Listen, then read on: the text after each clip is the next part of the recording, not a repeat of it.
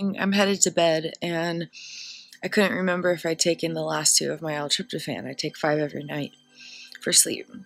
And the way that I was able to make an educated guess, since I literally had no way of knowing because of my dissociative memory and dissociative amnesia, because of chronic dissociation, because of living with a dissociative identity, I was able to just look at my water and know that I would have drank more than that if I had taken the last pills. And so from that, I could know that I had not taken the last couple, and so now I'm about to take them and head to bed. It's another day living with a dissociative identity.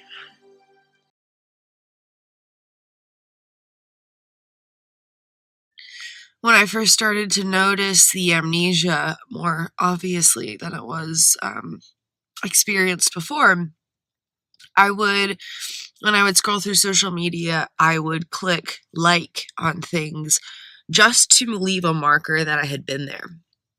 And then later on, I would go back to social media and be scrolling through and not have memory of all these things that I had clicked like on. And that repeatedly confirmed the glitches in my memory, even before, I think it was before I was diagnosed with this dissociative identity disorder. It might have been like around that time or whatever, but it's terrifying.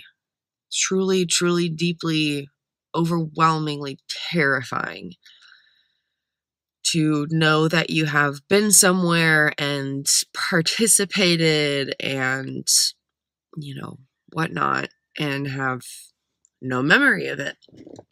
It's truly scary because moment to moment, things just become scarier. It's, will I remember this?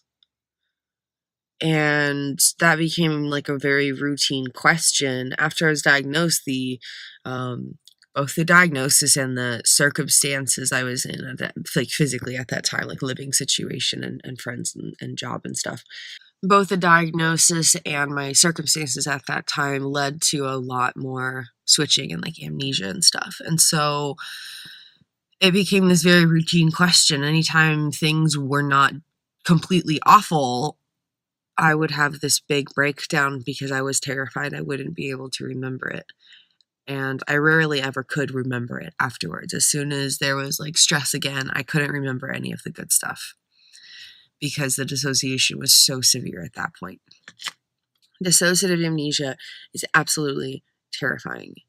And a very scary aspect of it also is how it's invalidated by others simply because it's misunderstood.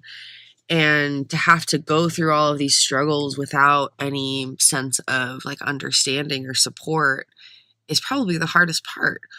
Because if I could, just have a little bit of respect for the extensive routines I go through just to be able to know what I'm doing on a day-to-day basis, because there's no continuity between days. Like every time I fall asleep, my brain resets once I awaken, and it's this huge process of regrounding myself. And not just in the moment, but in who I am, because it's all just shaken every time I sleep. And so, to not have any kind of respect for that process is challenging, because I go through all these extensive routines and barely have a semblance of normalcy. I don't get to remember things, important information or, fun, enjoyable details or memories or anything. And people assume that I do. And so to keep up with my own struggles and then to have to kind of like fake it to an extent, otherwise it would upset other people, it's very exhausting. And so it would be very nice for there to be some awareness on this issue. The first time my dissociative amnesia caused me problems was in 2014.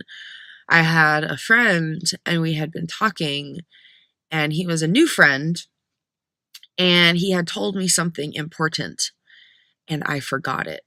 And it really, really hurt him.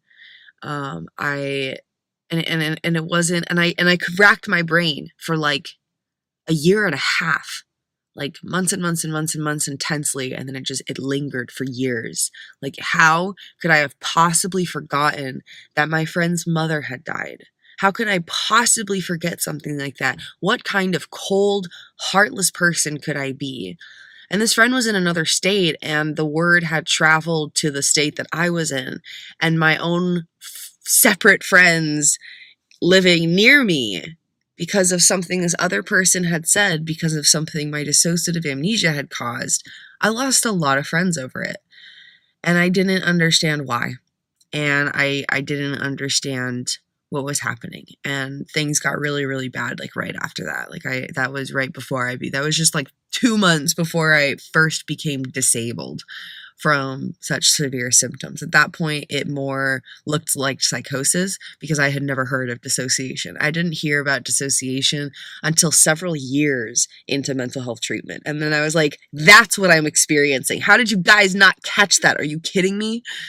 And so there's just this very deep lack of awareness on all of these kinds of dissociative topics, and that desperately needs to change.